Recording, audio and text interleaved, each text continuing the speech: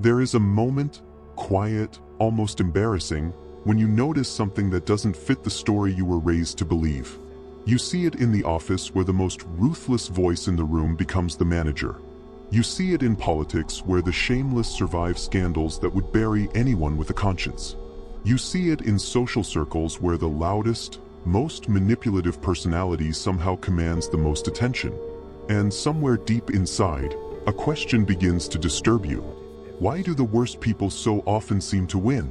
We are taught that character determines destiny, that honesty builds lasting success, that integrity may take longer, but it always prevails.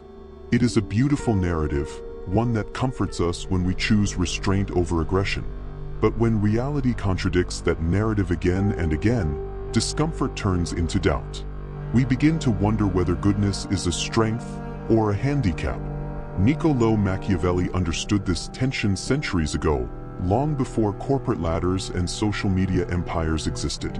He observed courts filled with smiling courtiers who betrayed each other before sunset.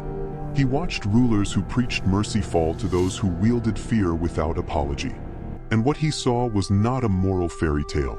It was human nature, stripped of illusion. The uncomfortable truth is that the traits we label as worst often overlap with traits that dominate competitive systems. Ruthlessness can look like decisiveness.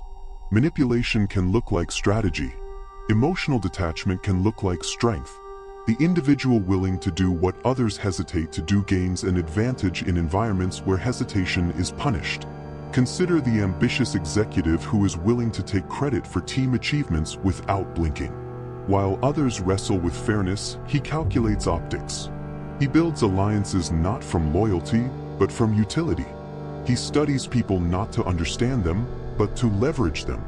And while the more conscientious colleague worries about being ethical, he worries about being indispensable.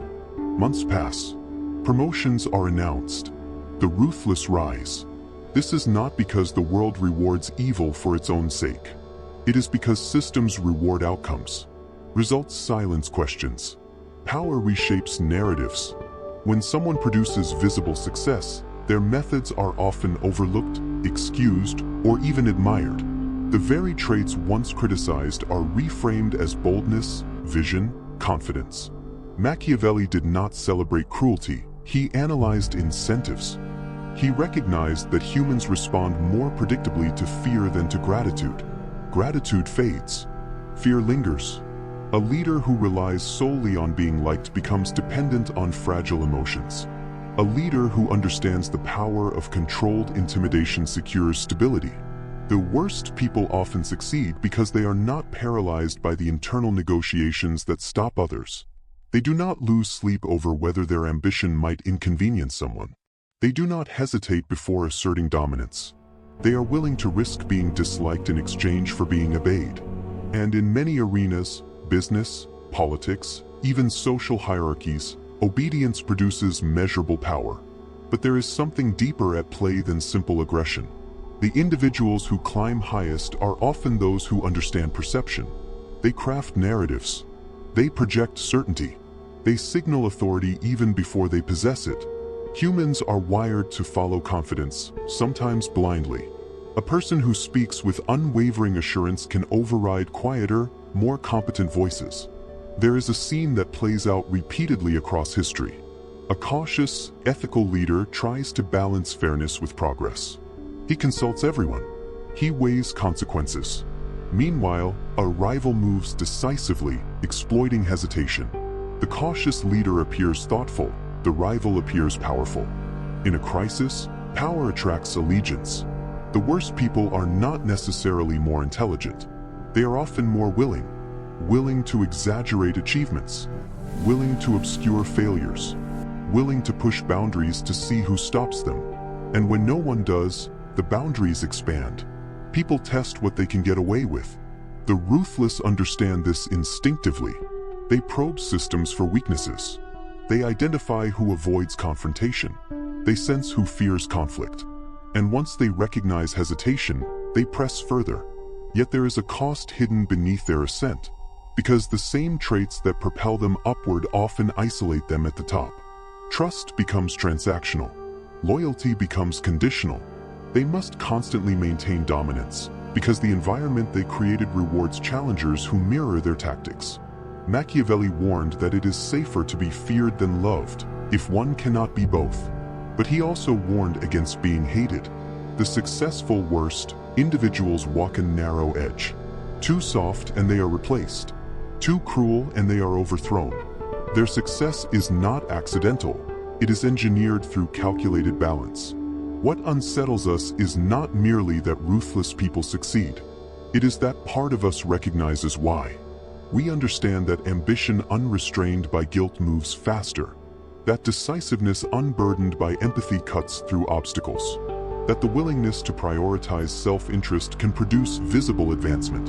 And yet, we resist embracing those traits fully because we sense something corrosive in them. A person who climbs by stepping on others cannot fully relax. They must always watch for the next ambitious climber behind them. Their world becomes a mirror of their own tactics. This is where the story becomes more nuanced than a simple endorsement of ruthlessness. The worst people succeed in certain systems because those systems reward dominance, visibility, and calculated risk. But long-term stability requires more than fear. It requires legitimacy. The leader who inspires only fear governs a fragile empire. The executive who commands only through intimidation manages a brittle organization.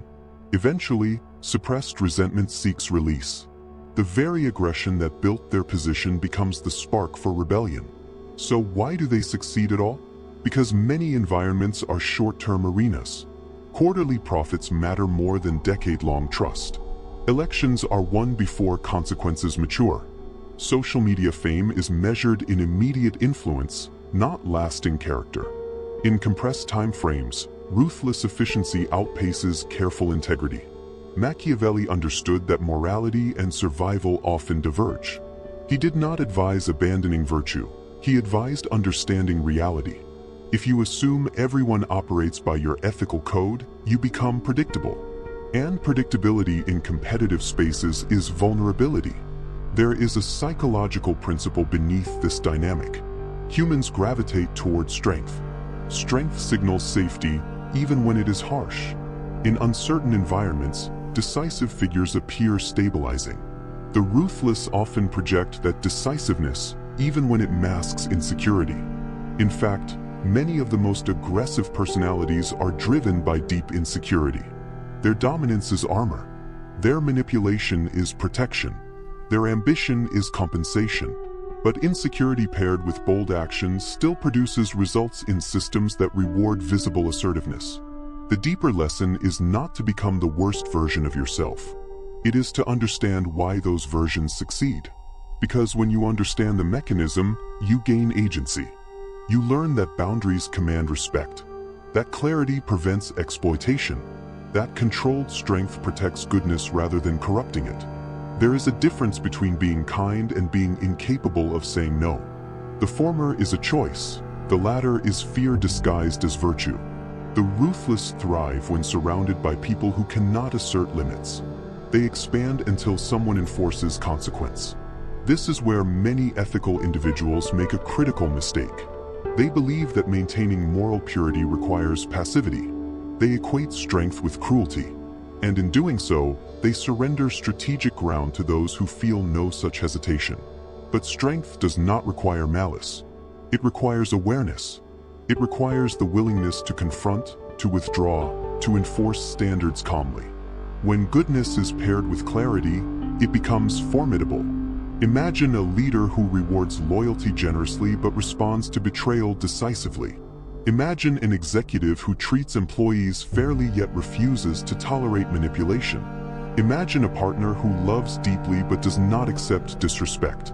These individuals may not appear ruthless, but they are not naive. The shocking realization is that success often belongs not to the worst people, but to the most conscious. The ones who understand human nature without being consumed by it. The ones who recognize fear's influence without worshiping it. The ones who balance empathy with enforcement.